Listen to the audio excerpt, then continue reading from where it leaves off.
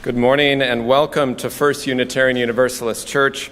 We're a congregation that finds truth and inspiration from many spiritual paths, and in community we help each other practice justice, inclusion, compassion, and love. Your faith, your doubts, and your identity are welcome here. Special welcome to visitors. We're glad you're here this morning. You can find events or contact information in your order of service. And to learn more about all that's happening, you can sign up for our weekly e-news by contacting the office. Children are welcome in the sanctuary at any time, and there's also nursery care available and activities for young children following the story. Please join us after service for coffee and donuts downstairs in the Commons. If you're online, feel free to type in the chat or light a candle with us as we gather. Welcome to all. As we move toward fall, I want to be sure you know about two special dates. If you were here last week, you heard this, but during the summer, I want to make sure we catch everybody and get these on everyone's radar. So first, we return to two services the Sunday after Labor Day. Sunday, September 11th, services will be at 9 and 11 a.m., and that Sunday will be our annual water communion service. We're invited to bring some water to share, either from your home or travels, and if you'd like, up to 7 words to describe it as part of our ritual. So you'll be invited to come up and pour the water in a common bowl. Registrations for many groups, including chalice circles, classes for children, cook teams, and more will be available in these coming weeks now too. Some of it has started. You can find more information in the e-news or contacting the office. And tickets are available now online or at the table downstairs in the lobby for Carrie Newcomer in concert here on Saturday, September 24th. If you don't know her already, you'll want to. Full disclosure, she's one of my favorite musicians and poets. She's a Quaker singer and songwriter described as a prairie mystic by the Boston Globe. She sings songs of spiritual openness, calls for compassion and justice. She'll be joined here by an amazing pianist, Gary Walters, and regularly tours with folks like Parker Palmer for special events. Tickets are available to members of the First UU community first before going open wider than that. We already have a wait list from the general public, so you can join us now for what will be a lovely evening of music. There's a table downstairs or online in your e-news. We hope to see you there. That's Saturday, September 24th.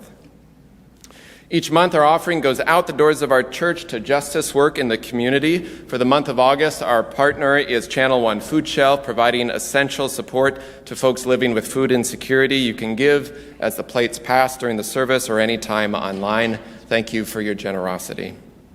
Hymnals are available at the side shelves there of the sanctuary. You may want a gray hymnal for the first hymn today. It's up to you, though. You can follow along and learn as well. And so I invite you now to take a breath and enter into this time of worship with these words from the Reverend Eliza Tupper Wilkes, minister of our church in the 1870s. May our faith in humanity and our message of hope and good cheer light our way. It's good to be together. Going back to an old practice here today, in a moment, our opening hymn will call us back together. But for now, I invite you to rise in body or spirit and give a wave or hello. You can give a wave to the online folks on the camera if you want. You can turn around, wave up there, and greet each other. The music will call us back for our hymn. I invite you to rise in body or spirit.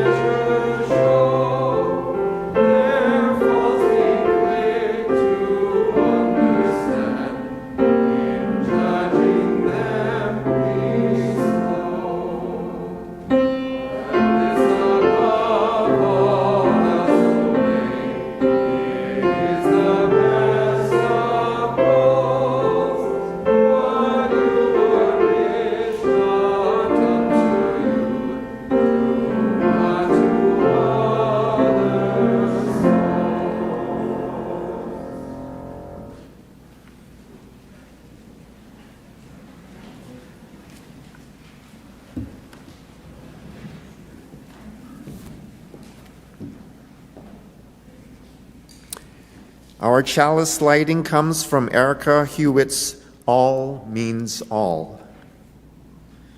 The chalice, as a symbol of Unitarian Universalism, arose as a beacon of hope in an atmosphere of tyranny. The chalice arose as a sign of promise that the marginalized would never be forgotten nor ignored because they are beloved and precious from the perspective of the holy. This morning we remember all of the people who have been told explicitly or implicitly through police violence or government policy, through derision or dehumanization, that they're anything less than whole, anything less than beloved.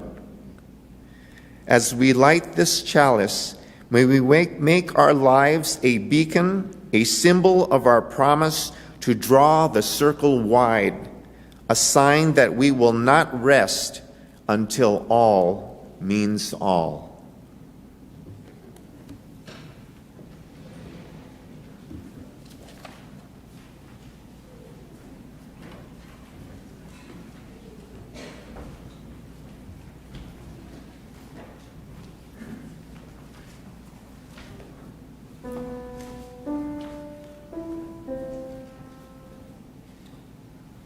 Love is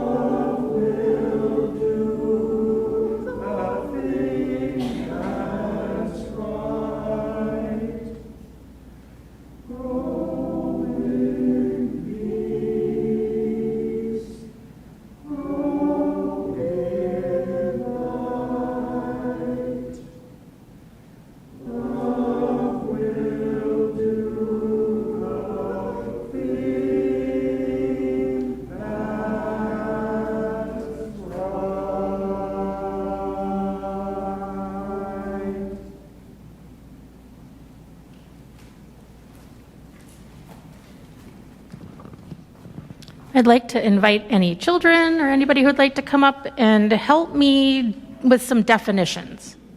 What do you think?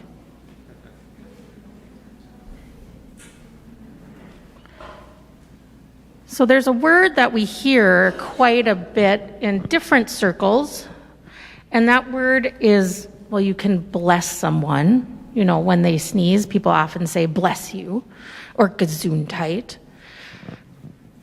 And there's also a word, the blessing. So they kind of go together, right? Does anybody know what that means when we say bless you or it's a blessing?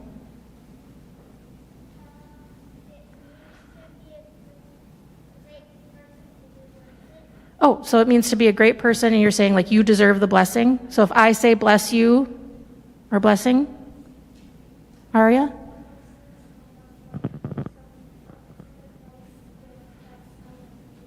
Oh, a nice gift that someone gives you. It's not literally a gift. It's like a verbal gift, which is one of the greatest things, yes.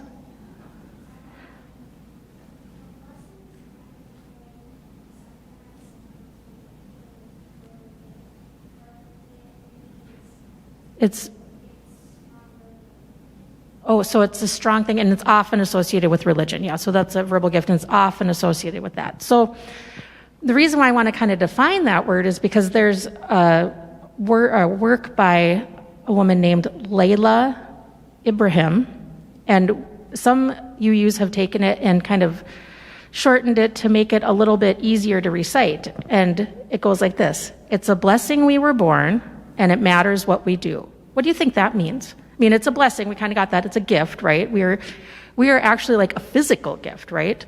That we were born. But what does it mean when it matters what we do?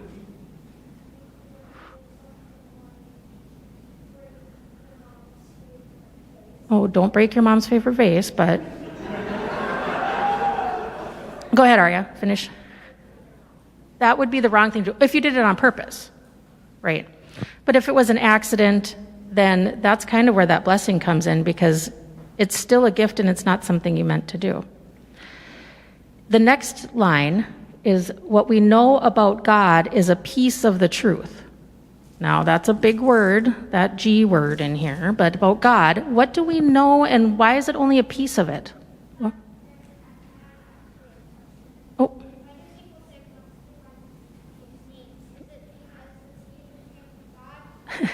So why do people say bless you when you sneeze? I think it goes back, and that's a long, long, long time ago, just to kind of say, I hope you don't get sick, I think is the thing. They're blessing you, yeah. Go ahead. What we know about God is a piece of the truth. Why is that a statement, a good statement?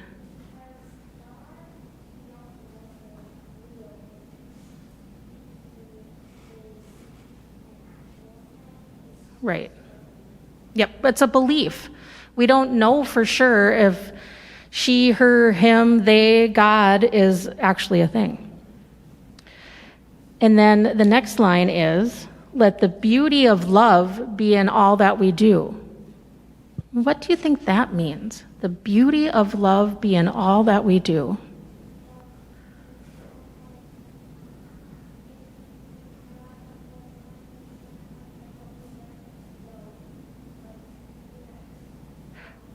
Okay, so if you had a boyfriend and you broke up with them, then you have to let them go, right? But even more closely than that, like I can have the beauty of love being in how I treat you. And how is that going to look if I treat you with love? Good. Yep, I'm going to treat you fairly and kindly. And the most important part is this last line. And the last line is, and we don't have to do it alone. I mean, that's kind of self-explanatory, but it really means that we are all in this together. Yep, we're going to work together. We're going to be kind to each other. We're going to look for the best in everybody and bless all of those around us. So I think that you all did a very good job today of letting us know breaking this down, these amazing words that are very important to us. Oh, and a new cat. I mean, that's a blessing too. So with that, we're going to let Austin play the children's benediction, and we will go down to the Commons today.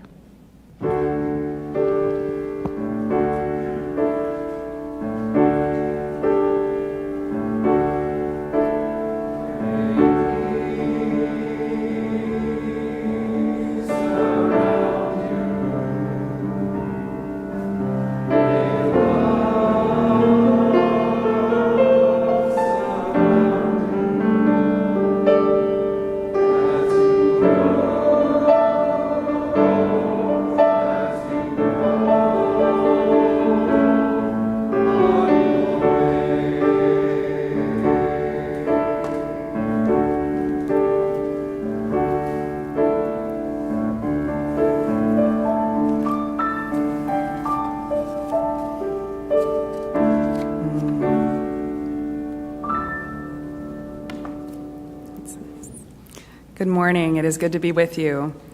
I invite you to settle in here as we create a place of communal caring and connection. It's our time to pause amidst the busyness of our lives, to slow down enough to consider the beauty that is here all around us, and to open a space for listening and love. Here we honor all who support us in this caring, loving, and all-inclusive ministry. We send much gratitude to Jean Hansen, serving as our caring coordinator for the last few weeks, arranging care for our members and friends in need. Julie Gilkinson will take over tomorrow for the next 2, and we thank her for that. The members of our caring committee are wonderful examples of our compassionate community, holding us up as we go through challenging and happy times. And these last 2 years, and actually these normal days, can take a lot out of us, and they've taken a lot from us. If you are experiencing challenges, we encourage you to reach out for support and help. Many of us may need additional care, whether it be personal pastoral care or other assistance, and we encourage you to reach out to Reverend Luke or myself with that request. In this community, we share pieces of our lives with one another. We do this because all people here have value. Each person's experience matters. We lift up those who are experiencing sadness, illness, or loneliness. May the strength and love in our congregation help guide you. We revel in those who are experiencing joys in their lives. May their happiness lift us all, and may their joy filter into all around them. May all of us find love, hope, joy, and healing strength here in our community. Please hold in your thoughts Joe and Kathy Schwartz. Joe's sister-in-law, Patricia Schwartz of Shoreview, Minnesota, passed away on August 20th after a 2-year battle with Alzheimer's. Joe's brother Eugene and wife Pat were married for 65 years, and Pat was 85 at the time of her passing. And at this time of sadness, we hold you both in our hearts. And as our UUs have been doing for well over 150 years, we are continuing to adjust to an ever-changing world and new ways of doing things. Through this time of planning for our new church year, we ask for hope and patience, understanding and acceptance, and a renewed commitment of service to those in our lives, church, and community. May the faith in the Spirit of life, love for the community of earth, and love for the light in each other be ours now and in all the days to come.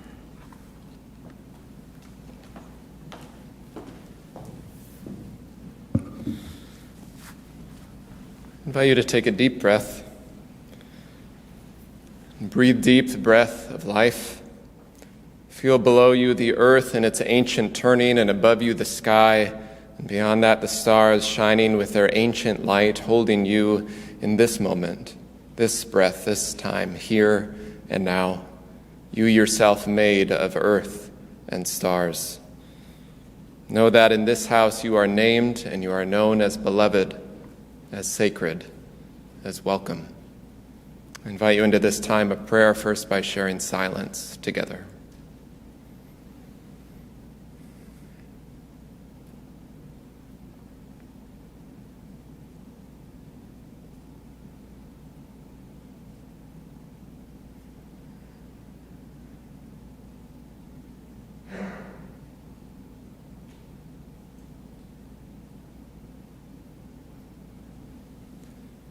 Spirit of life, source of love, God of many names and beyond all naming. In these threshold days where the weather and the calendars seem to be a few spaces ahead of our souls, we can feel the pressure to pack it all in, to do all the things, to visit all the places and the people, to purchase all the things we need, to plan all the things that need planning, to get whatever new deep-fried thing on a stick we can amidst the crowds, amidst the festivity. And these can be and sometimes are good and glad and fun and important things. Help us remember that at the same time, to balance the mind and to balance the way we attend to those around us, to balance our path into any new season or just each day, we just as much need things more simple. Moments of calm and respite, a good meal, a moment of break, times to breathe and to be and to rest, to slow down just a bit, to notice the blessings, the beauty, and the love that infuses this world, even if it be compassion in the midst of struggle. Help us remember that when we slow down, we remember even more how sacred, how fragile, how beautiful and worth our attention this wide world is, greeting us in the small moments of our daily lives. We hold in our hearts this day all those who suffer in mind, in body or spirit. I invite you to bring the names you're holding this day in joy or sorrow, celebration or concern, and silently or aloud now in this time to speak their names.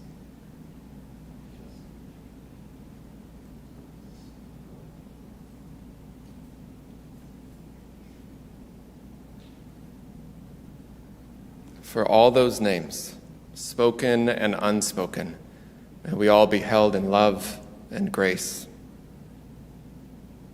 These words of meditation come from Bessie Stanley.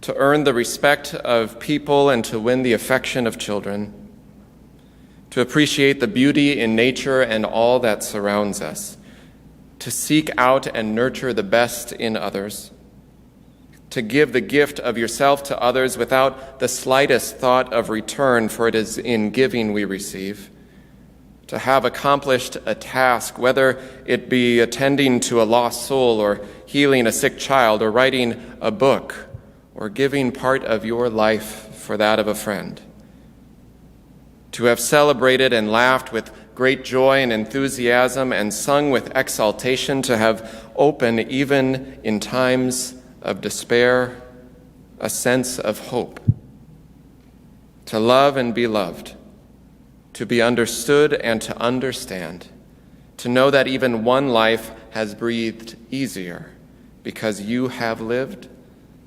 This is the meaning of success. May that be so, and amen.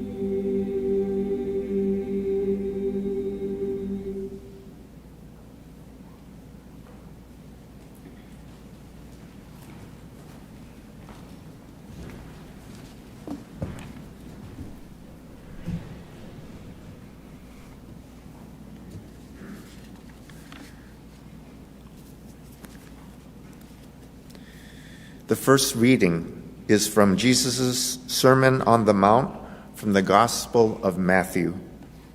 For this reading, we'll be showing images from Arlington Street Church, our Unitarian Universalist congregation on the edge of the Boston Commons, which depicts the Beatitudes in beautiful stained glass, a connection to the invitation in our Christian spiritual taproot to bless and name as sacred the things and people in this world that are often judged or cast aside.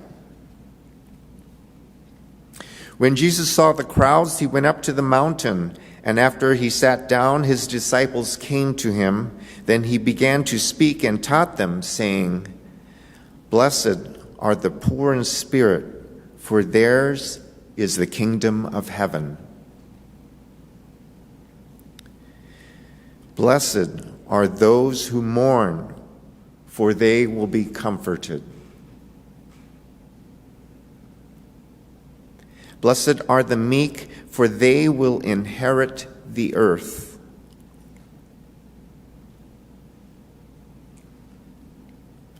Blessed are those who hunger and thirst for righteousness, for they will be filled.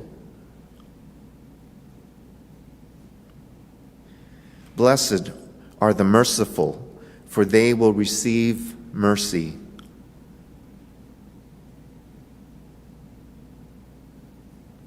Blessed are the pure of heart, for they will see God.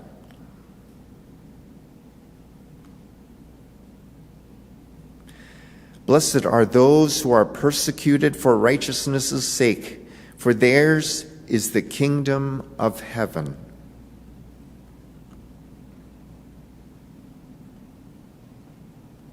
Blessed are you when people revile you and persecute you and utter all kinds of evil against you falsely on my account. Rejoice and be glad, for your reward is great in heaven.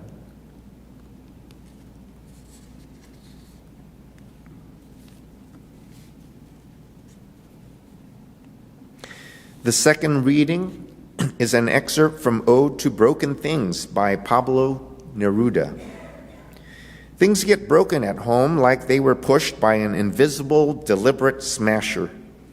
It's not my hands or yours. It wasn't the girls with their hard fingernails or the motion of the planet.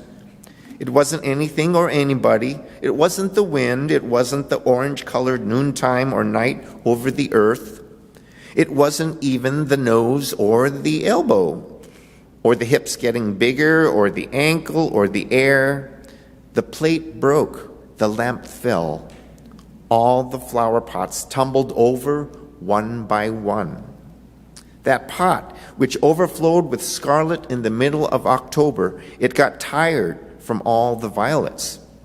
And another empty one rolled round and round and round all through winter, until it was the powder of a flower pot, a broken memory, shining dust. And that clock whose sound was the voices of our lives, the secret thread of our weeks, which released one by one so many hours for honey and silence, for so many births and jobs, that clock also fell. And its deliberate blue guts vibrated among the broken glass, its wide heart unsprung. Life goes on, grinding up glass, wearing out clothes, making fragments, breaking down forms, and what lasts through time is like an island on a ship in the sea, perishable, surrounded by dangerous fragility, by merciless waters and threats.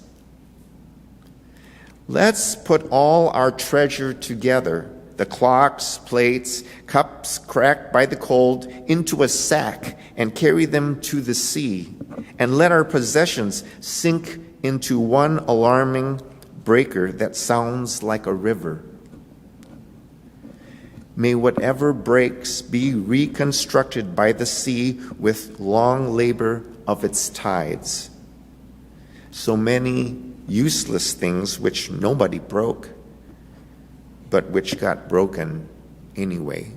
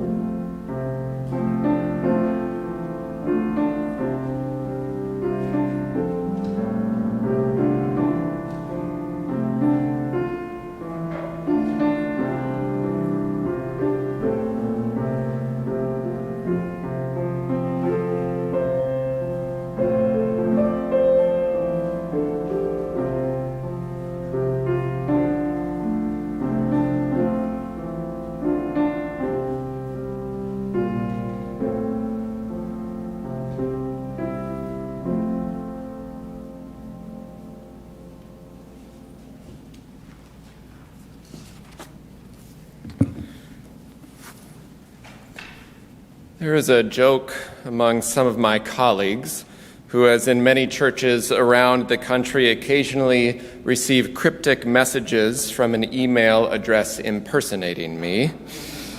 It's not my actual email being hacked, but something similar enough to look real. You likely know some of these scams. Some of you congregants and staff here have received as well, apparently from me over the years, discreetly, quietly, asking for financial assistance, asking for gift cards, usually saying not to call me because I'm in a meeting right now, or I'm in prayer, or I'm busy. Just email me back. Sometimes they would receive this message when I was in the office right across the hall from them, or sitting in a meeting right next to them, and they'd ask me, do you need something? And the message almost always would end with, "Blessings, Luke." So now, when they receive this, they will just send me a message that says, "Blessings," to let me know that they have received another scam email in my name. So they know it's not me, in part because I'm far too Scandinavian to outright ask directly for anything, let alone gift cards. Though I like gift cards as much as anyone, but they also know that I don't sign my emails with blessings. There's nothing wrong with that sign-off, but I normally say peace or cheers. So the phrase that came from all of this to me as I was thinking about our summer theme of blessings, blessings are a scam. So, starting with that framework, there's your summer theme. And I think there's some truth to that, not in just the scam email sort of way, but how the term often gets used in life. Is that not true? In a society that is overly competitive, corporate, consumeristic, and in religious doctrines and practices passed down through the ages used as bludgeons to manipulate the masses and the oppressed, these traditions convincing people that they were totally depraved, completely sinful, unfit, unclean, unworthy of love or care or belonging. This whole idea of blessings, this summer theme, and being blessed or blessed, has felt cast into some commodity. To be blessed or to have blessings became equated with being special or chosen compared to other people, for heaven or within the glimmering gates of capitalism and greed. It has come in forms like what's known as the prosperity gospel. Some of you might be familiar with that. The idea that God will show favor to you by showering you with good things in life, perfect health, possessions, wealth, success, prestige, a life of happiness and joy and ease.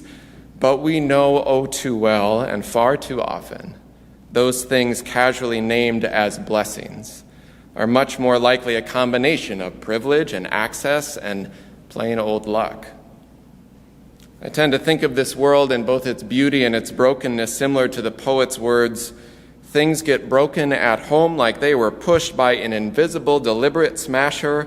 It wasn't anything or anybody. It wasn't the wind or the ankle or the air. The plate broke. The lamp fell. All the flower pots tumbled over one by one. So many useless things which nobody broke, but which got broken anyway." Given the reality of the world and our lives, the unearned joy, the unearned pain, I simply can't believe that there is some divine favor or divine scorn, some measuring system that tracks our points or randomly declares us as good or bad. Yes, there are some ways in which our actions circle around to greet us again. There are ways our genetic, social, biological stay with us and create experiences of pain or joy.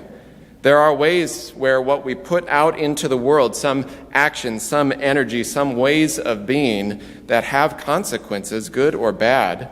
And there are larger systems in which we live that influence all of that mightily. But so much that happens in its unfairness, in its randomness, in its suffering, regardless of its cause, I can't believe it's a lack of being favored or blessed by some vindictive God or spirit or energy. It's simply part of this broken and beautiful messiness of what it means to be human and alive, trying to make meaning and find joy and survive in body, mind, and soul in a complicated, imperfect, broken, and beautiful world. There's an old Unitarian Universalist chant song that Amy shared with the children just a bit ago. It goes like this: "It's a blessing you were born, and it matters what you do. What you know about God is a piece of the truth. Let the beauty we love be what we do, and we don't have to do it alone." Listen to those words that she shared that the children wisely and correctly responded about. It's a blessing you were born, and it matters what you do. And what you know about God, the sacred, is a piece of the truth. Let the beauty we love be what we do, and we don't have to do it alone. That is a good summation of a religious life, a life of spirituality and morals and ethics. Because there are other, more ancient, nourishing, affirming ways to understand blessings, what it means and what it calls us to do. More and more, I appreciate the ways that poets and writers over generations have flipped the whole idea upside down, subverting the ideas of greed, arrogance, dominion, and divine favor around what is blessed. Like in the reading Gus read to us from the New Testament, we saw some images from our sibling congregation on Arlington Street in Boston, that the whole point of Jesus' Sermon on the Mount, the Beatitudes as they're known, this list of naming who is blessed, is a subversive and declarative statement. The Greek words used here are words of proclamation, saying matter of fact, in opposition to dominant narratives at the time of power, prestige, divine favor, primarily about Caesar and the Roman Empire. Blessed, or named and known as sacred, worthy, beloved, or 1,000 other words for loved, says the text, are the meek, the pure in heart, the peacemakers, the humble, or in other words, sacred, worthy, beloved, loved, are the people who are forgotten, neglected, ignored, atypical, gender nonconforming. Blessed are those who are humble and kind, fierce in their compassion and action for justice. Blessed are those who are neurodivergent, those who are experiencing homelessness. Blessed are immigrants and refugees. Blessed are those who live with a disability, known and unknown. Blessed are those who are food insecure. Blessed are those who need their loans forgiven, which, as a side note, is an ancient Jewish teaching of Jubilee. So the religious voice in the political climate, the biblical idea of loans should be debt forgiveness as a standard practice, interest-free, regularly for everybody. Blessed are they. And I love it that it's kind of a gender-neutral pronoun. Blessed are they in their marginal identity in this world that tries to dictate the need for power and possession and prestige. It's those on the margins that understand and experience and know the most, the scripture says, about what heaven on earth is meant to be like. A place of belonging, a place of compassion, a commonwealth where all need to live and survive and thrive that is shared freely, because all of us inherently, intrinsically are blessed, beloved, not with some life that is easy or free of pain or challenge, but blessed in the oldest forms, meaning worthy of praise, worthy of affirmation, just worthy, like our first principle of inherent worth and dignity of all people. One scholar, Pablo del Real, noted the similarities in number and style between the Beatitudes and the Noble Eightfold Path of Buddhism. The Eightfold Path being a framework of living toward liberation and suffering. And many Buddhist teachings, of course, have the same emphasis on collective liberation, which is a modern way of describing our tradition's belief in universal salvation, the idea that all people are worthy and sacred and worth a world of justice and compassion to live and breathe free, and that we're all part of creating it in this world and this life, not some afterlife. So the Eightfold Path lifts up these aspects toward liberation: right action, right speech, right thought, right understanding, right concentration, right livelihood, right effort, and right mindfulness. And in the best interpretations, these practices are not about right as getting it right in terms of rigid doctrine, but living in right relationship with all living things. To be a blessing is an active way of living toward creating a world that is more liberated and liberating, that names and knows all people as beloved and sacred, especially those who dominant society casts aside, forgets, devalues, dehumanizes. It's a countercultural proclamation of spirituality and ethics about who the world deems worthy. I shared with your board of directors not long ago some words from minister, scholar, and writer Reverend Dr. Victoria Weinstein, who has a column called Peace Bang. She writes about the need for the church to continue to be, as it always has been called to be, countercultural in a society that is highly competitive, corporate, and consumeristic. In it, she writes this. This is what I shared with your board. The mainline Protestant church, and in this I include UUs, who are theologically diverse but culturally extremely similar to mainline Protestantism, has often failed in its commission to be countercultural. The church is often regarded by most people in society as a product that exists to meet their needs, or perhaps a fondly regarded public utility.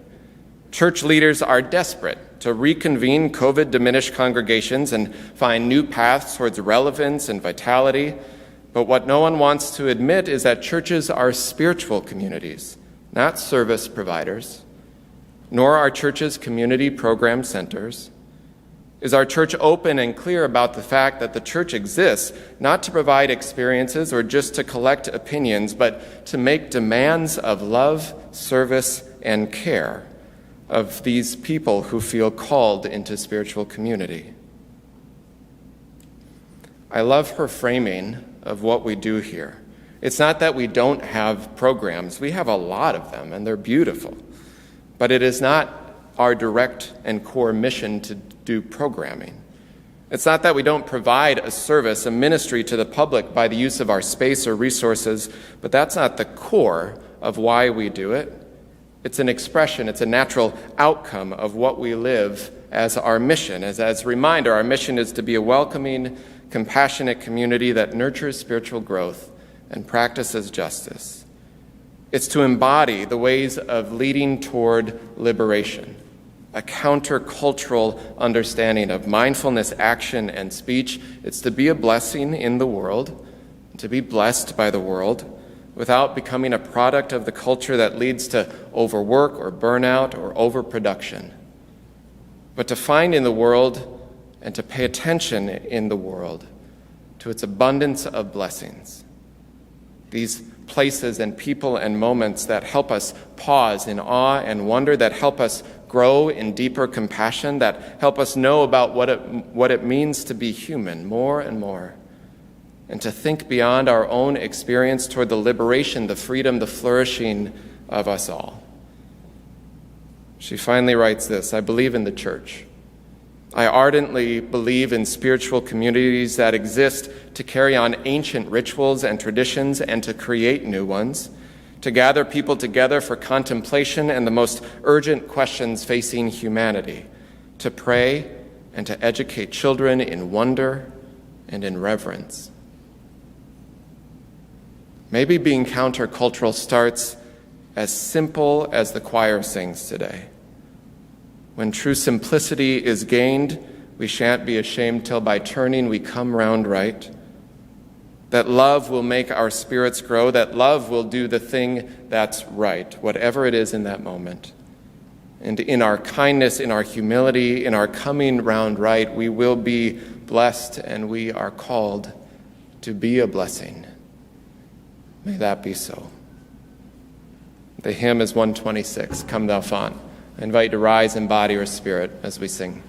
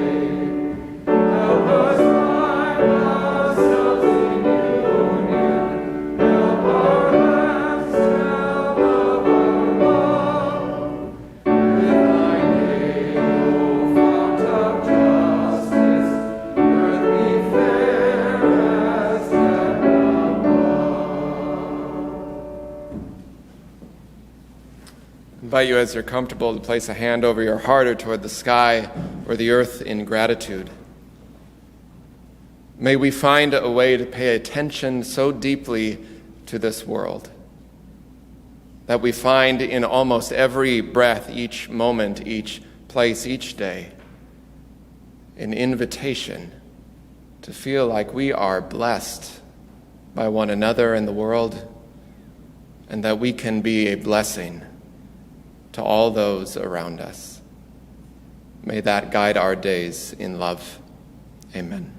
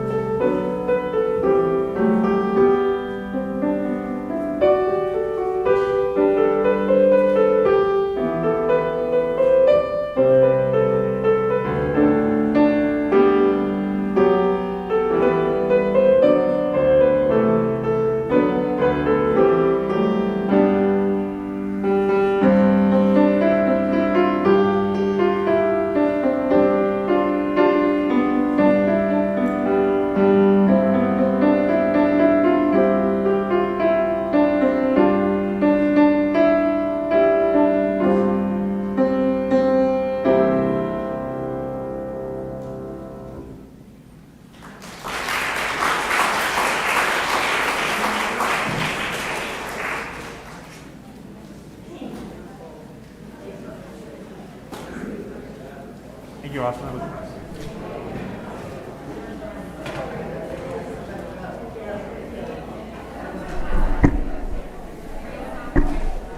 Thank you.